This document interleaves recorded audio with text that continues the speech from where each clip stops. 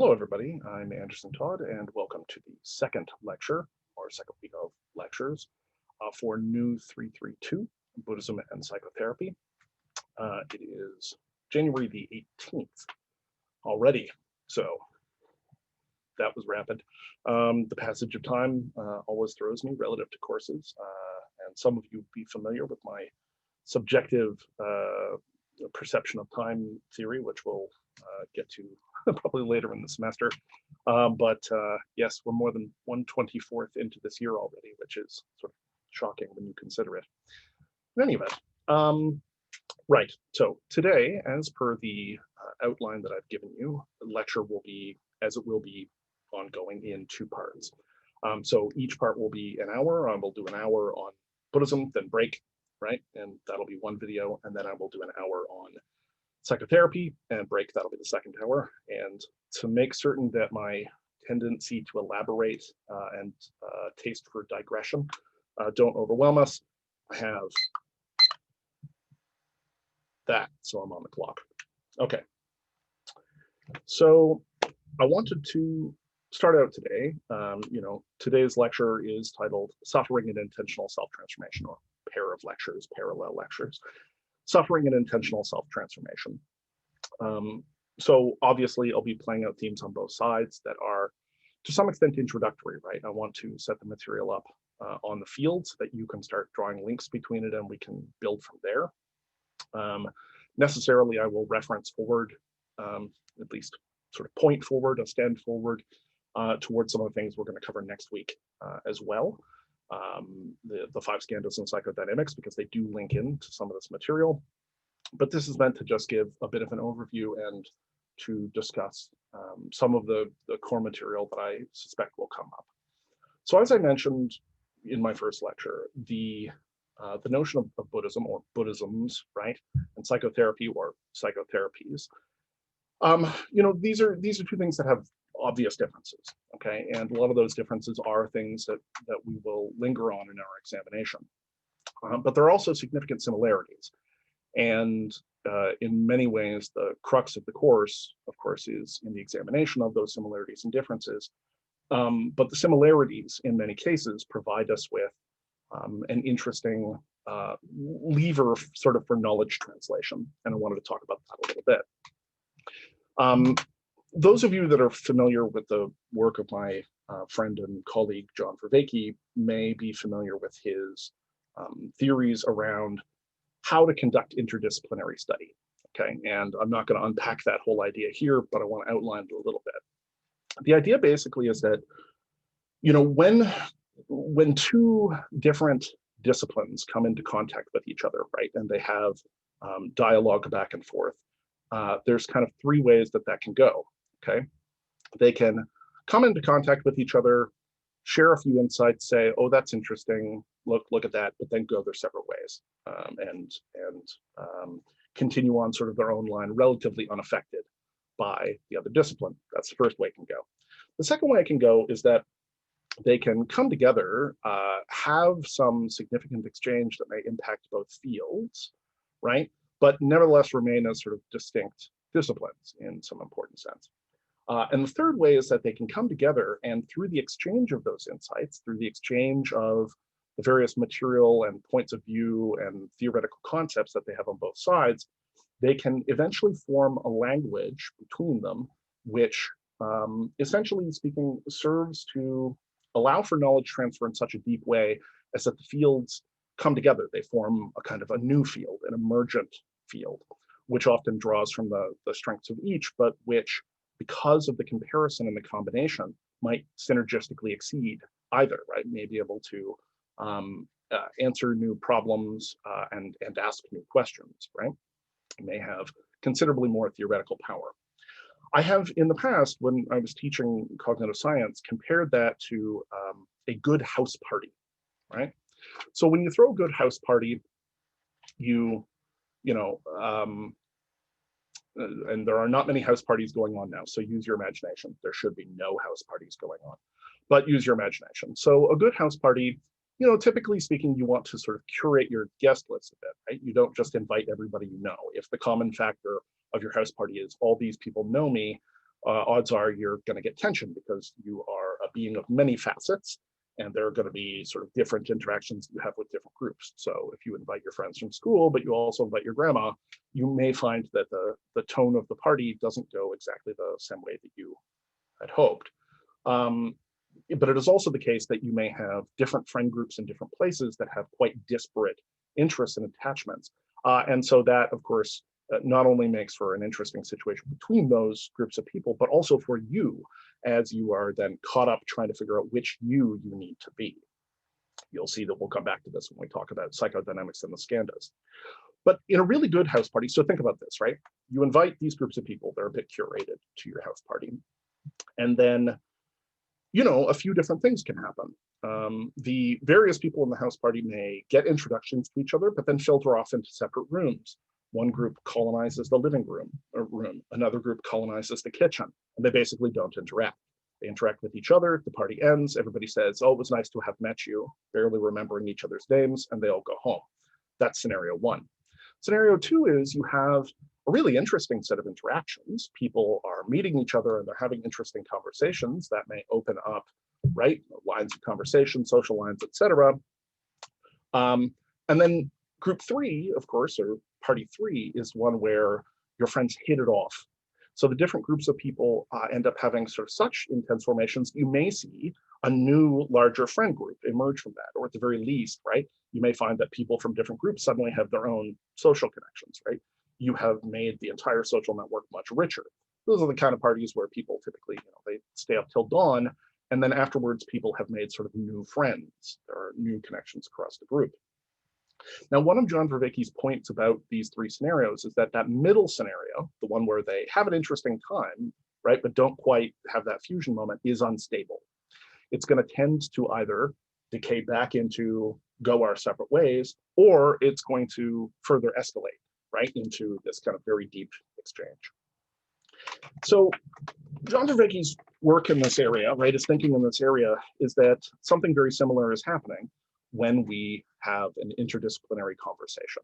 That if two groups kind of come together to have a conference, you know, they may have on the surface what seem like very different interests, but when they begin to discuss things, they may find that they have actually interests in common. They have different language and different theoretical machinery to describe things, but in fact they have a set of common interests.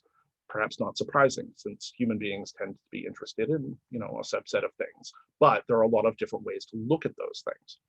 And while I use this house party metaphor, the metaphor that he specifically uses is an interfaith conference, right?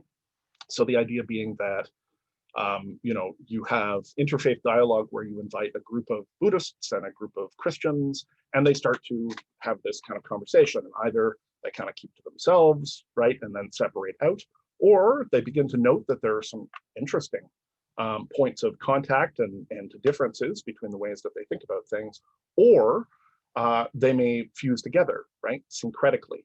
And you may have something emerging that syncretically combines aspects of the two into something that is new.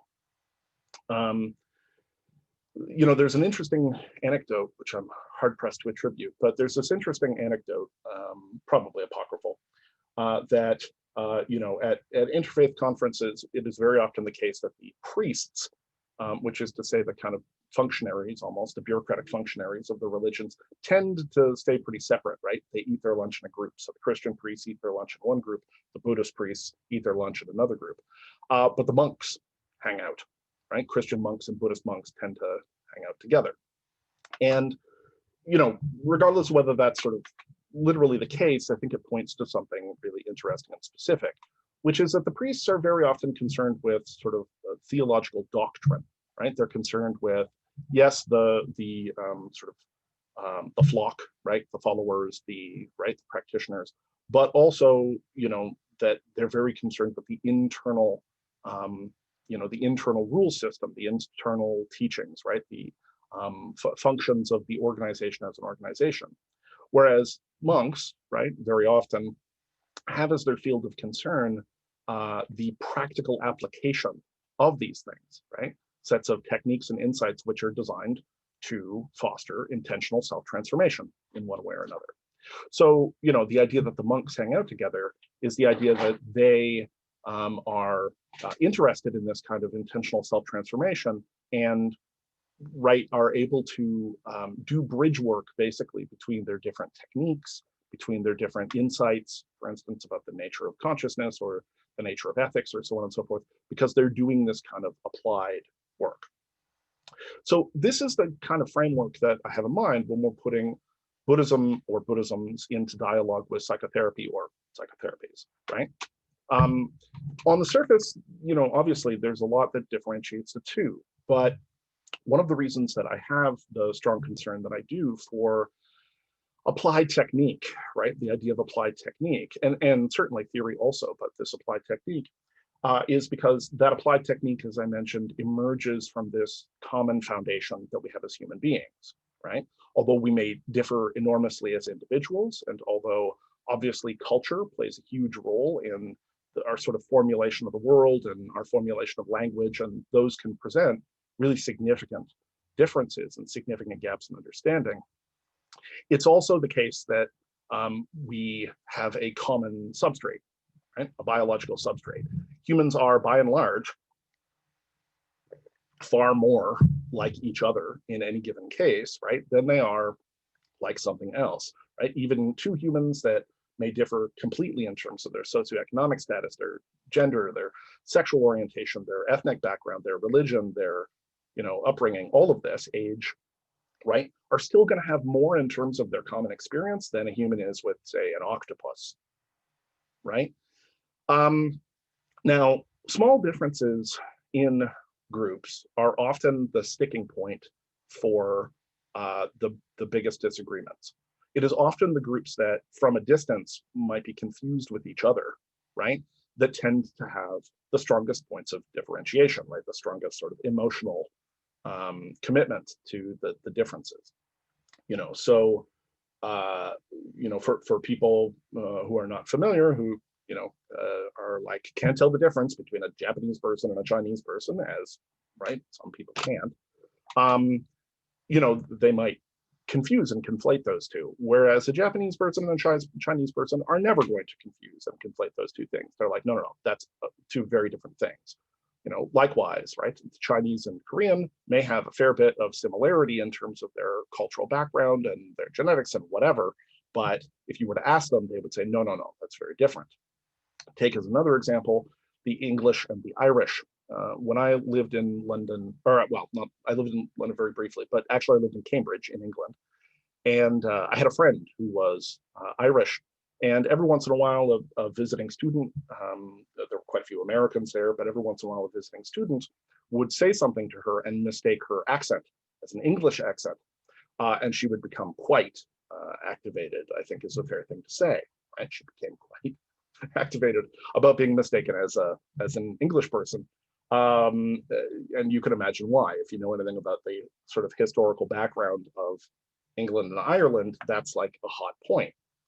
And if you need sort of a further instance, you need look no further than Canada and the United States, right? So likewise, when I lived in England, I dated a grad student there who was English. And at one point, I complimented her on her accent, as one does. I happen to like the English accent. She had a nice accent. And so I complimented her and said, you have a lovely accent.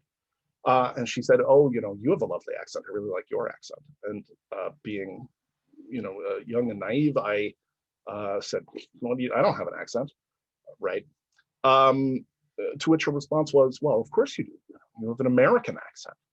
And somewhat to my surprise, I became quite thrown by this and was like, I certainly do not. Like, at the very least, I have a Canadian accent.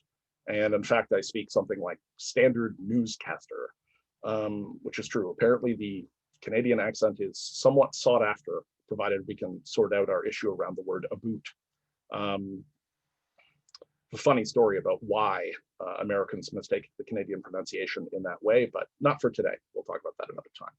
So clearly, it's the case that, if you take two steps backwards, people very readily confuse Canadians and Americans, right? We have a similar cultural framework. We watch most of their shows. We share most of their values.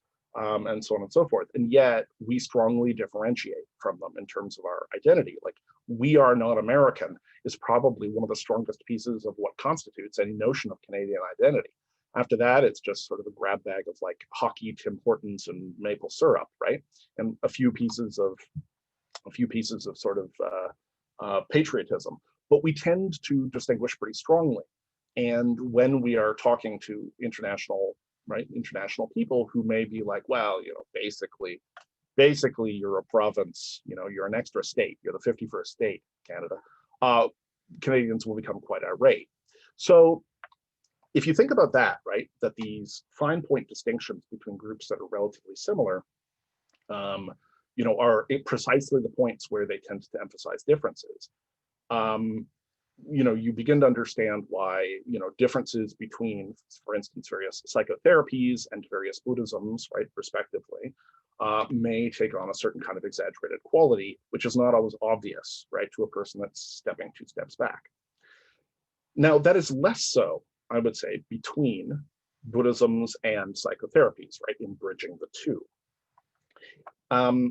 However, there are some significant differences and some significant similarities. So I wanted to set that because while we do want to respect the differences between the two, and we'll be putting some emphasis on those things, a lot of what we will be covering is these points of similarity. It's points of similarity that provide the kind of bridge work where we can start sort of translating the terms of one into the terms of the other, borrowing, right, procedures from one, techniques from one, and bringing it over to the other, right? And so, in a sense, cross-pollinating the two to create some kind of hybrid.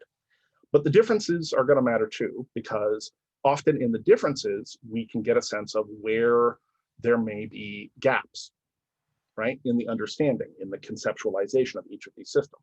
Because they are, at the end of the day, both human productions. Neither one of them is going to be entirely complete. Both of them are going to have a certain kind of emphasis. And so, much as when we sort of crossbreed plants, right? When we crossbreed plants and hybridize them, we often create a new strain which is stronger than either of the two. That's one of the benefits of hybridization. And likewise, I'm going to say that's going to be one of the benefits of the kind of interdisciplinary consideration we're trying to do here. We'll be able to compensate for places where there are blind spots or shortfalls at one level or another in each of these things, but also by connecting together, right, the sort of different techniques and theoretical bases of these things, we may be able to, right, build yet more effective and insightful theories and techniques. So that's kind of our groundwork. Okay, so Buddhism. So everybody here, I'm working on the assumption that everybody here has a basic working knowledge of Buddhism. We're not going to do a ton of introduction to Buddhism, but very briefly, right? We know that Buddhism and its various formulations, the Buddhisms, are sort of founded originally in India about 2,500 years ago. And although they don't end up having a lot of traction in India proper, they have a kind of flourishing, they end up having a significant amount of traction when they spread outside of India, where indeed they synchronistically combine together, or syncretistically, they syncretically combine together with the various other sort of like indigenous and philosophical streams that they come in contact with. So, it spreads out through India and it, begins to sort of shapeshift into various forms. It sort of reintegrates together with various ideas in Hinduism, right, in different ways, and we get the various sort of Mahayana schools. It spreads out from there. It goes into Tibet and Nepal and ends up mixing together with the religions there, and we get the Vajrayana schools, right? It spreads out, sort of east, and eventually comes in contact with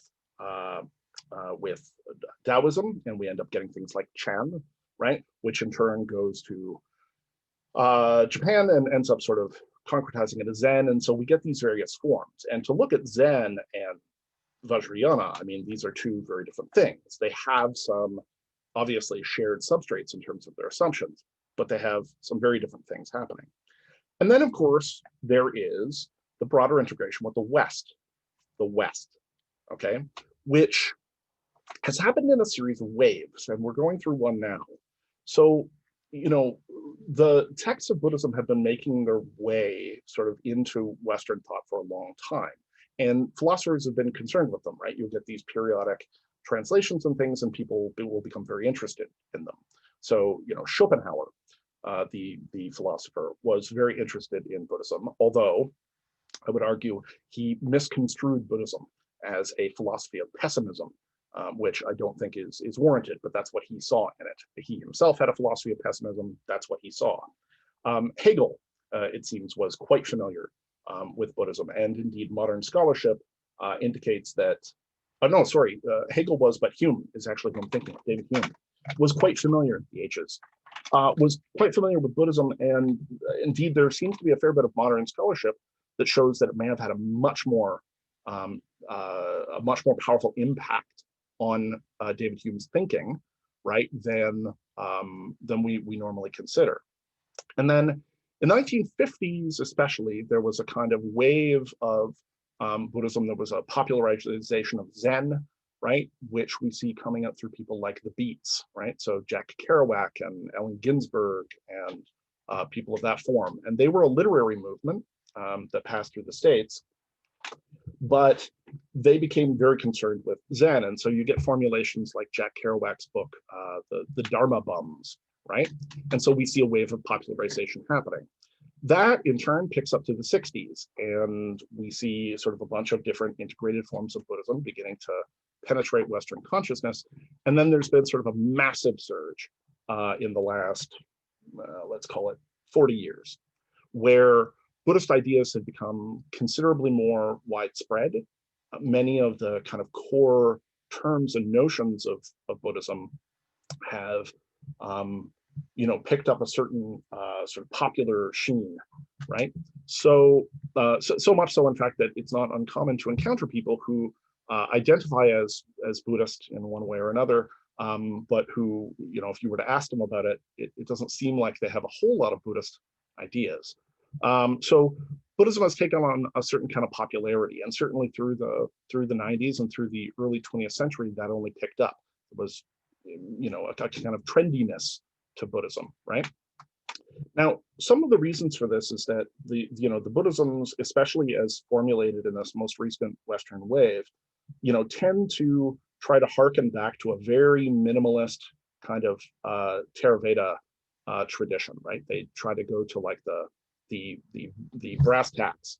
And there's a lot of scholarship that we won't have a chance to sort of examine in depth, but there's a lot of scholarship that indicates that that notion is very much constructed, right? This trying to find the essential Buddhism is very much constructed. But nevertheless, the view of this modern wave in the West has been basically that Buddhism, or the Buddhisms, are not religions exactly, but rather philosophies.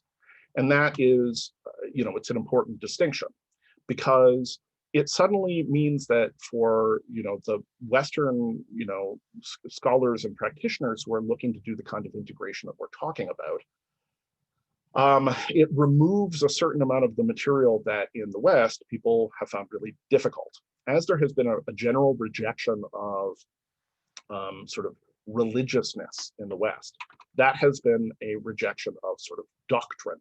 The idea of the various doctrines of the Western religions are the things that are kicked.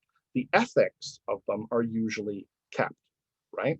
So, most people, in the West are okay with things like, basically do unto others as you would have done unto you, right?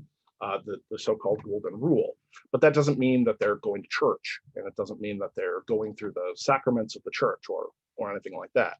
They may have that ethical point of view, right? But they don't necessarily associate themselves with the church.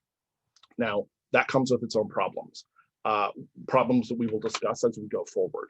But it's definitely the case that when you look at the demographics, right, if you poll people, the demographics in the West show this shrinking number of people identifying as religious and an ever increasing number identifying as spiritual. And people who identify as spiritual are often pulling from a variety of different sources to kind of try to create some sort of worldview for themselves, which encapsulates, right, the fullness of being and gives them some tools to address the problems in their lives, but without necessarily committing themselves to a particular kind of dogma or doctrine, okay? And there are some issues with that. Some of the research that my colleague Jun-Sung Kim has done has shown that, in fact, having an actually religious orientation rather than a spiritual orientation is advantageous in a lot of ways when it comes to assessing the meaning in life, right, that one has, as distinct from the meaning of life, not that you're having the meaning of life, but rather a sense of meaning, right, in your life, correlates pretty strongly to religion rather than spirituality. So down the line, we'll look at that a little bit.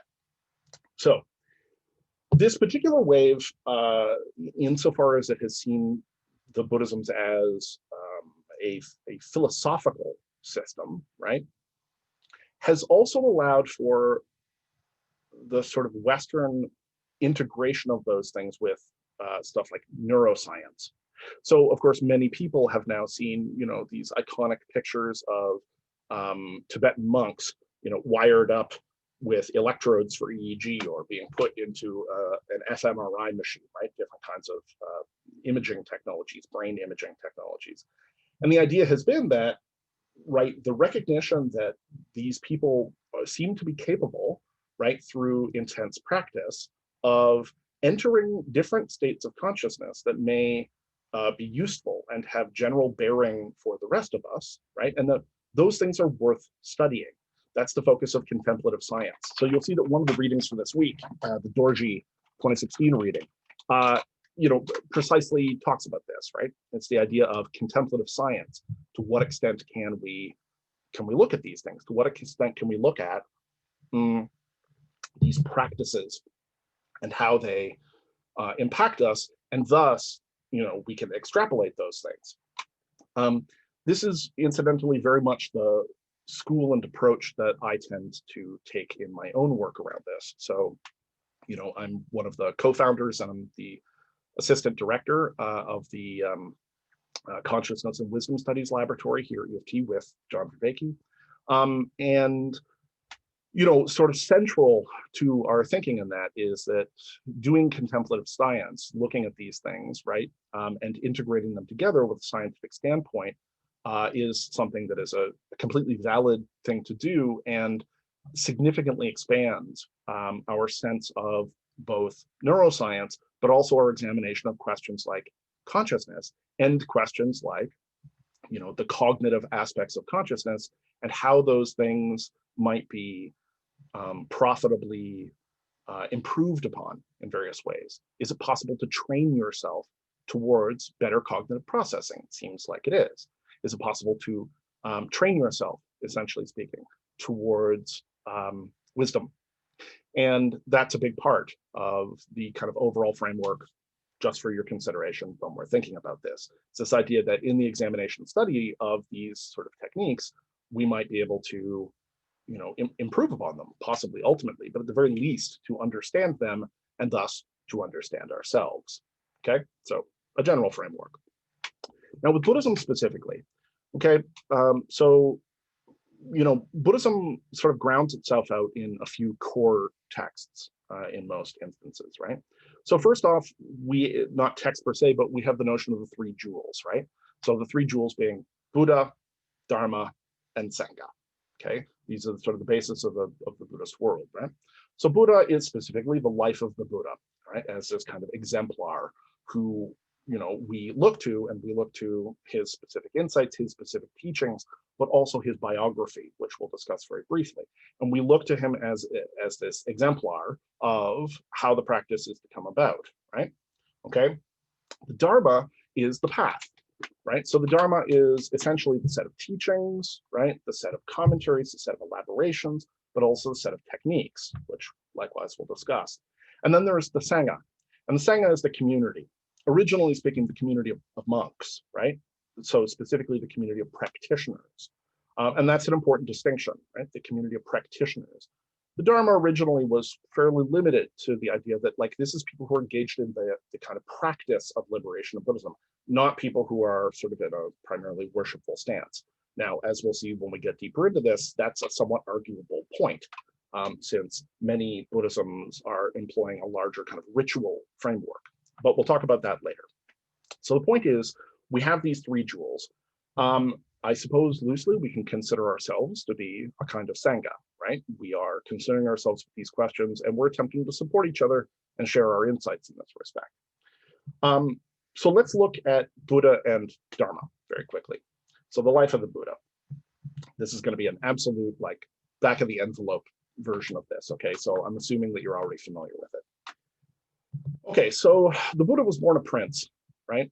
And exceptionally wealthy, and there was a prophecy or a foretelling given to his father that he would either be a great religious leader or, a tremendous king, and a tremendously powerful king.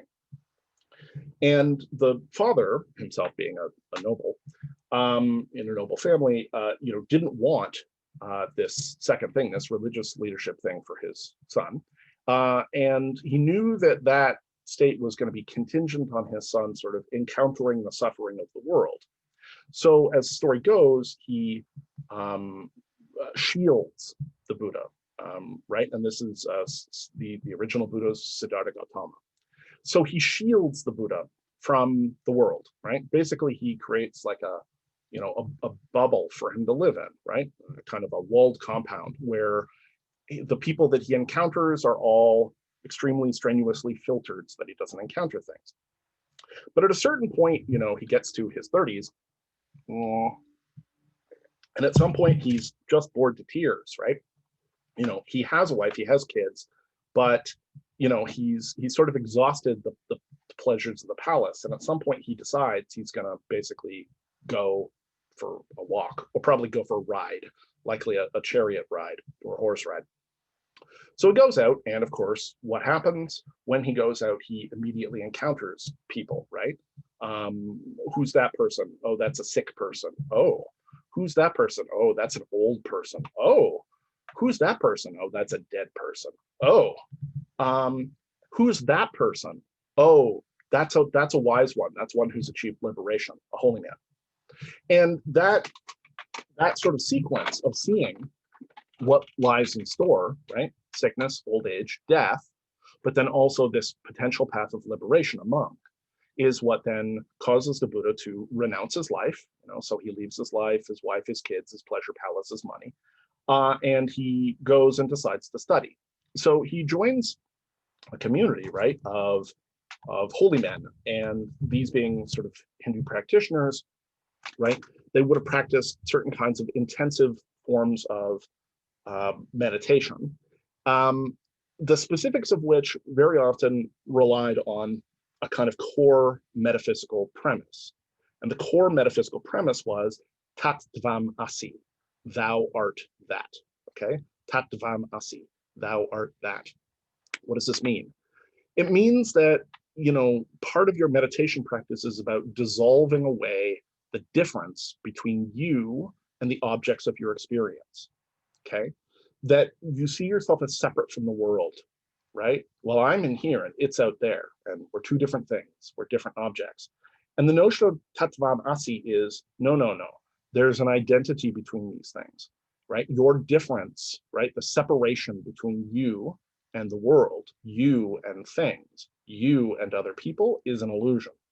And that in fact, the realization of this will eventually bring you to a higher state of realization, where you will realize that because you are part of the one and all is one, that your individual soul, your individual indestructible soul, right, Atman, is identical to the soul of the universe, right? Sort of the highest God, the soul of the universe, Brahman.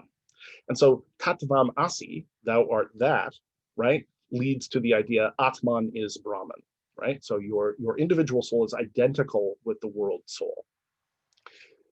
This is, I think, a very interesting, nice notion. One of the best comparisons I ever heard of this sort of stated it like this, which I like because it's playful.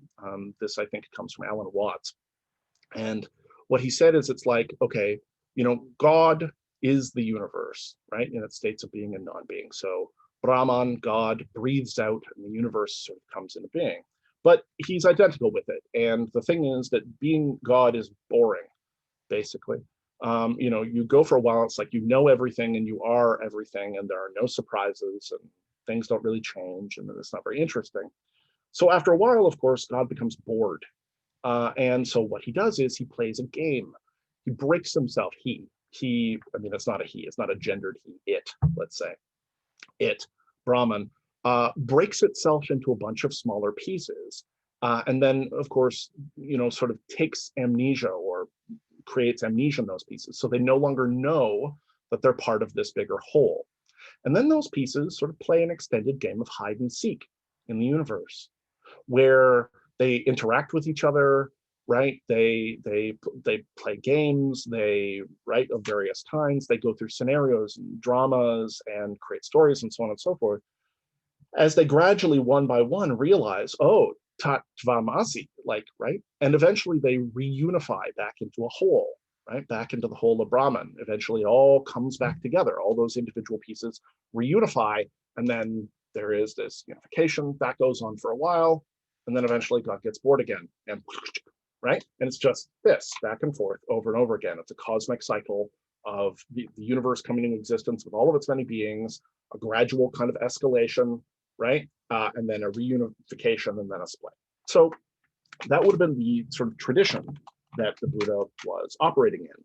And so there would have been meditative states practiced to a great length, right? With this sort of tattvam asi, which involved dissolving your sense of duality, right? With the things around you. And that would have been combined together with significant amounts of asceticism, right? So fasting, okay, not taking of sex, not taking of alcohol, right? It would have been a very extreme and ascetic kind of practice. So the idea is that having come from a pleasure palace, the Buddha then, is among these monks, and he's kind of a prodigy. He's incredibly good at this. But he goes 10 years, and he's fasting all the time, so he loses a ton of weight. And although he's achieving these higher and higher states, meditative states, he's still not experiencing liberation. And then, at one point he has a pretty life-threatening experience. He's, I believe, gathering water by the river and falls in and struggles, and he's so weak from fasting, right? His muscles have wasted away, and he's so weak from fasting that he struggles and he almost drowns, and he hauls himself up onto the bank. And it's at this moment that he realizes, like, this is not his path. So he breaks from that. He goes, he takes a meal, hopefully a moderate one, because if you've ever fasted for a long stretch of time and then wolfed down a bunch of food, you're in for a surprise. When I used to do a little bit of fasting in high school for the 30-day famine, I can remember them, serving pizzas afterwards, after 30 hours of not eating, and telling the students, like, be careful, just take one piece, and people would eat one piece of pizza and then promptly throw up, which I suspect was quite unpleasant for them. I never had that problem. I have a cast iron stomach, so I would quite happily be gobbling down 8 pieces of pizza or something, because I hadn't eaten in 2 days. But anyway, so he takes a moderate meal. He almost drowns. He's like, this is not my way. He takes a moderate meal, fills himself, and then he goes and he sleeps, right? Gets some rest. And then he sits himself down underneath the Bodhi tree, and he says, I'm basically going to sit here and I'm going to meditate until I break through, right? Until I break through to liberation. And in so doing, he then has his encounter. He sits there for a while, and he has an encounter with the god Mara. The god Mara is the god of basically sex and death, right? So Mara comes and gives him these temptations. Now, as we'll talk about later in the course, these stories of sort of demonic temptation are an extremely common theme in the liberation stories of numerous cultures. You see something very similar turning up in Christianity. So the 3 temptations of Christ, right? In Christianity, it's a very similar kind of idea. Christ sits himself in prayer, and the devil comes out of the desert and starts trying to tempt him away from the path. So we see something very similar with Mara. The god of sex and death appears, and the god of sex and death, proceeds to attempt to frighten him or tempt him with pleasure, right? Or otherwise lure him from the path. And he brushes those things aside. And then finally, he has a memory of his childhood, an important memory of his childhood, which involves his father, a fact which we will examine later in the course in more detail. But then he suddenly has this breakthrough, and he has a state of recognition, right, which he calls enlightenment. And in this moment of enlightenment, he experiences nirvana, a snuffing out, okay? Also something that we are going to examine, obviously, in more detail as we go. So, this is sort of the story of the Buddha, roughly, right? Now, there are some important distinctions that obviously occur within Buddhisms. I mean, the story of the Buddha up to that point. But then he has followers and teachings, and he lives to a ripe old age, somewhat unusually for a powerful religious, an influential religious figure. He lives to his 80s, I think. Okay, so that's the basics of the opening, though. Now, there are some interesting things because he clearly was trained in Vedanta, right, in the philosophy of Hinduism. He knew it well.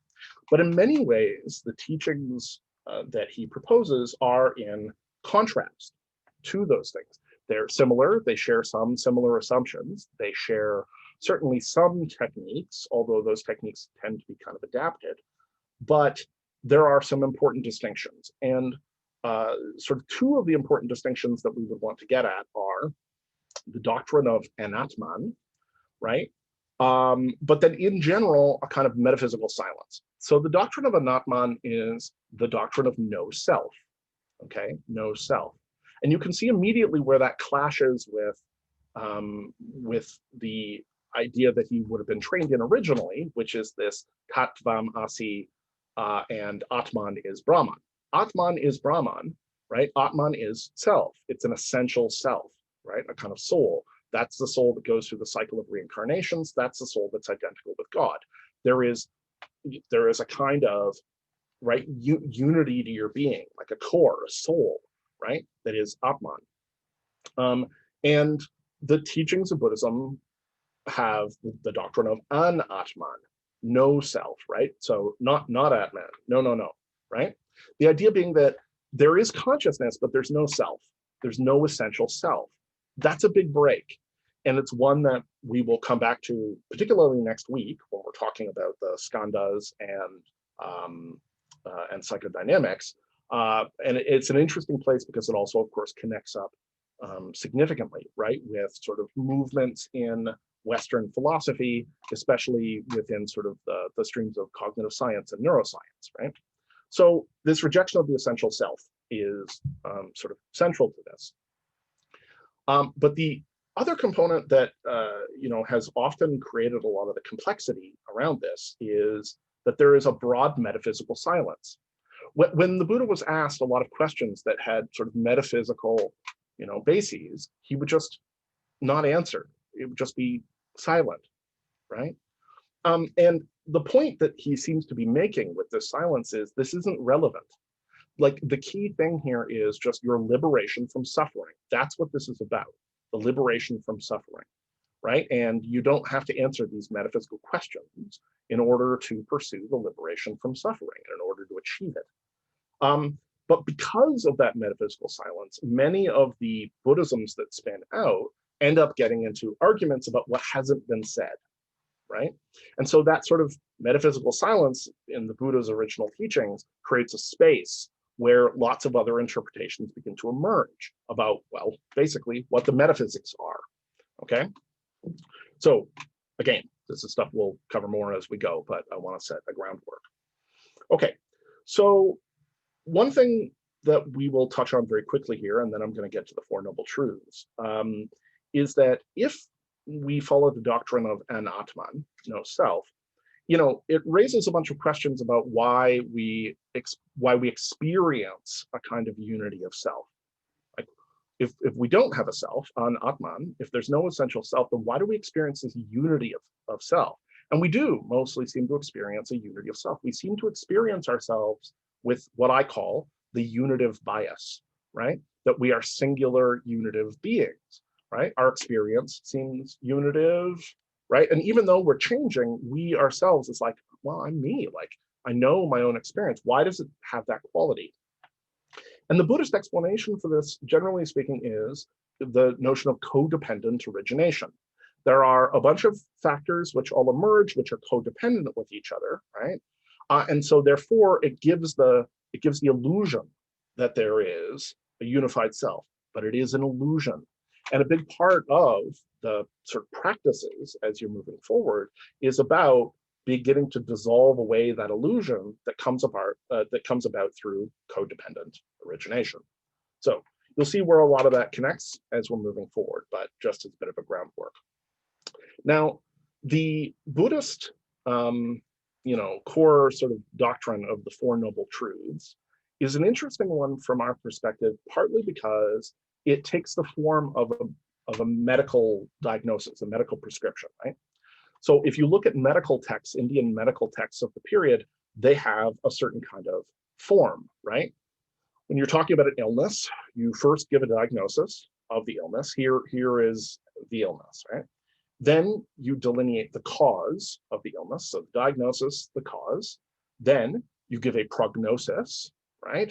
Here's where I see things going. Like, is it treatable? Isn't it? Is it curable or no? Right?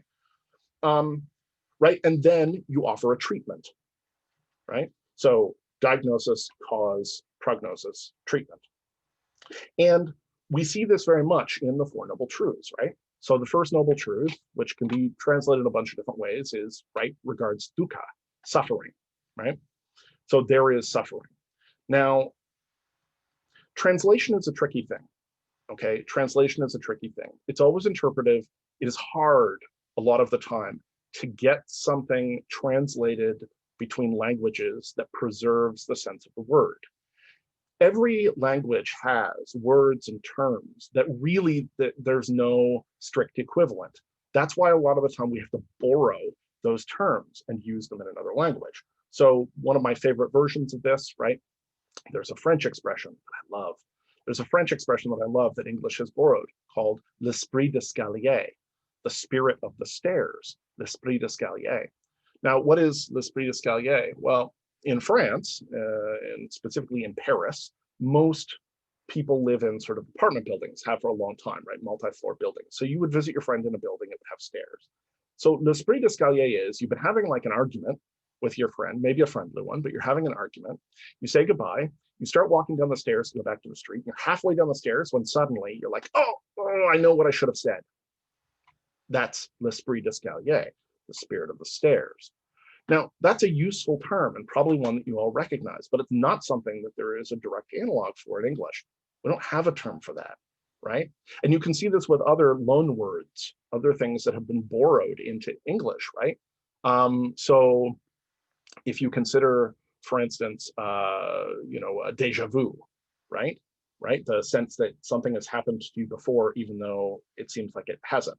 Or its inverse, jamais vu, the sense that something familiar, that should be familiar, is unfamiliar. It's the opposite of déjà vu, right? We don't have easy terms for that in English.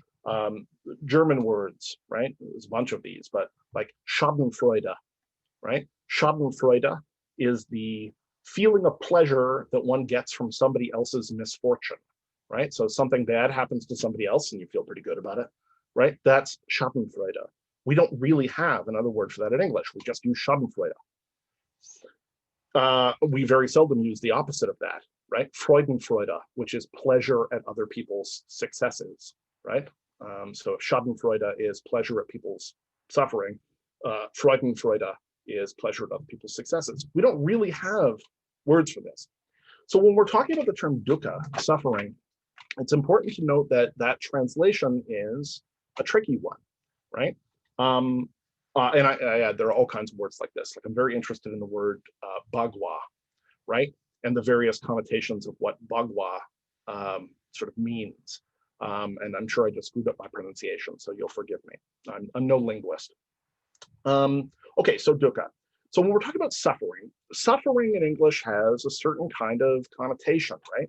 It sounds like you're on fire, suffering. And there is something about that, right? There's something of that to this particular formulation. But when you really consider that notion, it's clear that the notion all is suffering in the First Noble Truth is in some sense not literally the case, right? Not everything is suffering. You're not suffering all the time. Sometimes you get ice cream. Sometimes you have a first kiss. Sometimes you get to watch a highly enjoyable, play or television show or whatever. Like, there are lots of pleasures in life. Not everything is suffering.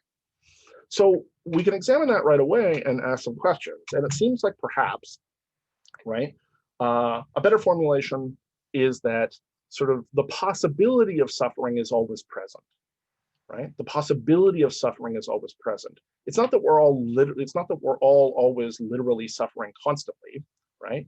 It's that the possibility of suffering is always present and kind of can't be banished, right, easily. And if you think about suffering in those terms, okay, I think you'll see that that makes more sense. Because the second noble truth, right? So that was the diagnosis, suffering, dukkha. The cause of suffering is craving, right? The cause of suffering is craving. And what do we mean, craving? Well, it's craving and attachment, right? Buddhism, as it expands on these things, or the Buddhisms as they expand on these things, make this clear. It's craving and attachment. So what does that mean? Well, it means, the desires that we have, both to move towards things, get more of things, right? Make things persist, hang on to things, etc., right? That are positive, but also our desire to avoid, right? To never feel pain, to never feel sadness, to never feel loss, and so on and so forth, right? It's both of those things. And this particular kind of craving, right? Sometimes you'll see that rendered not as sort of craving, which is a little abstract for some people, but as thirst. And I like that, because thirst, if you've ever been really thirsty, right? Thirst just dominates your mind. If it's a hot day and you don't have water and you're just like, oh my God, I'm so thirsty, right? It comes to sort of dominate your mind. It bends your mind, right? Water and the idea of drinks becomes like super salient. Same thing if you're hungry and you're fasting, right? Becomes like super salient to you, food, right? For anybody who's ever, had an addiction, and I add almost everybody is addicted to something, but I'm thinking here, for instance, of cigarettes. When people are addicted to cigarettes and they quit smoking, they can smell somebody lighting a cigarette like 2 blocks away, right? There's this intense state of suffering that sharpens their mind and sharpens their awareness. But also, correspondingly, right, the thing that I like about thirst, especially these days, is because it carries that double meaning, thankfully, because of the terms like thirst trap, right? Which carry with it lust. So this desire for other people, this desire for pleasure, this desire for growth, for things, right?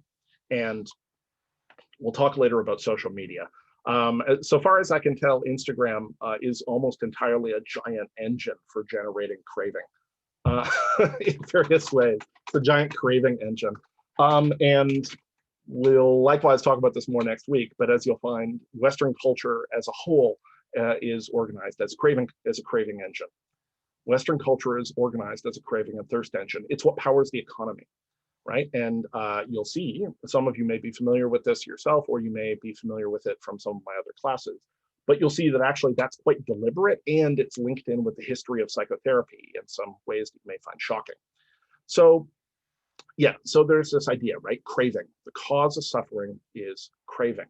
Now, when we think about it that way, right? Craving and suffering, it's like, yeah, right. The want for things and the craving for things, we can be disappointed. We don't get what we want. But we can also be disappointed when we do get what we want. It's maddening, right? You work and work and work, or just you get lucky. You get something. It feels amazing for a little while. And then all of a sudden, it's not so shiny anymore. And you're like, now I want something else, right? Or you are sort of bent on not losing what you have. This happens all the time. We develop attachment to certain kinds of things, and we do not want them to change. Sometimes even when they're not good for us. Often, in fact, when they're not good for us, right? We have an attachment. So we crave after things, and then once we get those things, we crave after new things. We crave after new things. We crave after new things. It's kind of bottomless. We get a short break, and then it's back on the road, right? And if you've had that feeling, as many people do, where they say work their tail off for an accomplishment in school, I need this grade, I need this grade. They get the grade, and there's a brief flush and a relief, and then all of a sudden it doesn't count anymore, and they're on to some kind of new achievement, And if you ask them about the old thing, they're just like, that doesn't count, right? It just has no emotional impact. Thirst and craving are dominating them again, okay? So things are suffering, right? The cause of suffering is craving, diagnosis, cause. Okay, prognosis. The prognosis is good. That's helpful because the third noble truth, or the third noble provocation, as John Vervaeke sometimes calls them, is there is an end to suffering. Hooray, turns out there's a way out of this. Okay, great. So there's an end to this. That's good, right? It's not incurable in some sense. And then the fourth, the treatment. What's the treatment? The Four Noble Truths. It's to pursue the path of the Four Noble Truths, right? To pursue the path of the Four Noble Truths. To pursue the Eightfold Path. I mean, it is the Four Noble Truths, I suppose. But it's to pursue the Eightfold Path. So the Eightfold Path is there as the prescribed treatment, okay, for these things. Okay, so that's a very brief overview. And in many ways, that's going to provide the basis. I mean, we'll dig into more of this in some detail, but that's going to provide the basis for almost all the discussion we're going to have. We don't need to go vastly beyond those things, especially when we drill in on the Eightfold Path. We're not going to need to go too much further than that in order to find lots and lots of correspondences, as you'll see when we're getting into these various doctrines. Okay, so I got like 5 minutes, so I'm going to do two things. I'm going to tell a very brief parable, and then I'm going to, of course, get into a little bit of meditative technique as per my promise. So the parable is the parable of the traveler. This is a Buddhist classic. So it goes like this. A traveler is walking along on a path, and he's walking along sort of the edge of a cliff, right, like a ravine or something, and he slips. And he slips and he falls, and at the last second, he catches himself, catches a branch. And now he's hanging over top, and he's hanging by this branch. And for a moment, he experiences relief because he's caught himself. But then he looks down and he realizes that he's dangling over top of a pit of snakes, poisonous snakes, right? Venomous snakes, vipers or something, cobras, right? So there's this pit of extremely dangerous venomous snakes that he's dangling over top of. And then, to his horror, right, he watches as two little mice scurry out, right, to where he's holding onto the branch, a white mouse and a black mouse. And they start to gnaw away at the branch, right? So here he is, he's dangling over top of a pit of snakes. These two little mice are chewing away on his only handhold, right? He's in quite a predicament. But then all of a sudden he looks over on a ledge, and he sees on this little ledge that there's a single little strawberry growing. Sometimes in the story they say honey, but I like strawberry because it's brightly colored. He sees a single little strawberry growing. So he sees a strawberry, and he reaches out and grabs the strawberry and pops it in his mouth. How delicious it is. And that's the story. Now, when I first heard this story when I was a teenager, I thought it was lovely, but I thought it was lovely in a you know, you only live once, live in the moment, you know, YOLO kind of way, right? Oh, great, how wonderful to be able to take pleasure from the present moment. But there's a deeper meaning to this story, which is this, right? The black and the white mice are time, day and night, gnawing away always at your handhold. The vipers, the snakes beneath you, are death, right? You hover over death with a thin handhold, and every day, days and nights are chewing away. Time is chewing away at your handhold. And here you are, and rather than pay attention to your basic predicament, you're all concerned with eating a strawberry. You, me, in this story, whatever, all of us collectively. You're all concerned with eating a strawberry. You're badly distracted, right? Strawberry, right?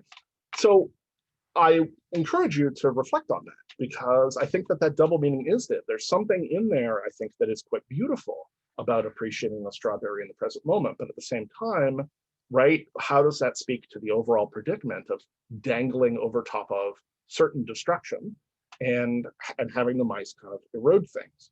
Okay, this is the parable of the traveler. Okay, we got a couple of minutes left, 2 minutes. So meditation. If you follow the link that I put in the syllabus, you'll see that, I mean, it links through to a whole series of lessons. But today I just want to cover a very basic form of sort of breathing meditation. So it works like this. First off, you're going to want to be seated in such a way as that your hips are above your knees. Okay, so if you're seated so that your knees are above your hips, it's back sloped, and you'll be crunched forward. You want to be able to open up your stomach and your hips, so you need your hips above your knees. You can do this with a kneeling stool. You can do it on a chair.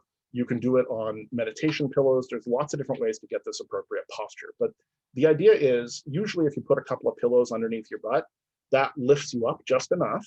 And you can tell the difference when you sort of hold your position upright, okay? When you are elevated in this sense just a bit, you can feel your spine very naturally holding you upright, right? It's natural to hold upright. And then all you're going to do in this case is breathe. But let's specify a little bit. You'll want to progressively relax, right? So close your eyes, run a body scan. We'll talk about this in more detail later, but run a body scan. What is this? You're going to basically systematically go through the different muscles and feelings in your body and try to relax them. If you pay attention right now, pay attention to your neck muscles, okay? I'm willing to bet that since so many of us are spending so much time on Zoom, if your neck muscles are anything like mine, like my neck is just, it's a mess, right? My neck and shoulders, they are seriously tense. I'm sitting on chairs that were really designed to hold somebody for the duration of dinner. And instead, I'm on here for like 12 hours a day, right? In a chair not really designed for that. Okay, I'm gonna go slightly over time because I only got 17 seconds, but I want to finish this. So I won't go too far over. So, you know, you're running a body scan. Close your eyes and basically scan through these areas and just like try to relax your muscles, try to ease them down. And when you go top of your scalp, through your face, your shoulders, right? Try to work yourself down, right? Basic body scan. Then you're going to breathe. How are you going to breathe? Okay, step one. You're going to breathe like a baby. Babies breathe with their belly, right? Babies breathe with their belly. Some of us have more belly than others. Babies breathe with their belly. Adults very often don't breathe with their belly because they don't want people to think they have a belly. In this case, right, you're gonna try to overcome that because you're gonna breathe expanding your belly first. So you're in this natural posture, you're upright, your eyes are closed, you've done a body scan, you're relaxed, okay? And you're gonna breathe in through your nose, first expanding your belly and then expanding your chest and shoulders. So you're gonna breathe in slowly, and you're gonna hold that for a couple of seconds, and then you're gonna breathe out. Okay, so it's like breathe in, belly expanding, chest expanding, right? You can feel your shoulders kind of rising. You hold that for a moment, nice deep breaths, hold it for a moment, and then breathe out. You're not forcing the breath, you're not hyperventilating, you're not holding your breath, right? You're just filling yourself with breath, holding it for a moment, breathing out. And when you're breathing out, you will probably feel noticeably a drop in the overall kind of tension of your body, right? That's good. That's kind of what you want. The idea is, with this very basic form, you're going to pay attention to your breath, and you're going to try not to track anything else. Basically, if anything else other than just paying attention to your breath comes in your head, you're going to label it with a word and then let it go. Okay, so all of a sudden, your laundry, I need to do my laundry. What do? Thinking, you label it and let it go. Okay, you start remembering the past, remembering, let it go. The verbs you pick to label things don't matter. Don't get hung up on that. That's not the point. The point is just anytime anything else pops in your head other than following your breath, you just label it and let it go. Now, that's harder than it sounds. Try doing this for like 3 to 5 minutes, and you will probably have a certain amount of beginner's luck the first time you do it, right? And be like, oh, so I'm really knowing that. And then once the novelty value of it wears off, you're going to find that's a lot harder than you think. So that's the basic practice I want you to try. It's basic breathing meditation. Get your hips above your knees, have your spine relatively upright, sit in a decent position, set yourself a phone timer, something with some gentle chimes for like 5 minutes. You know, if you can handle that, 5 minutes, okay?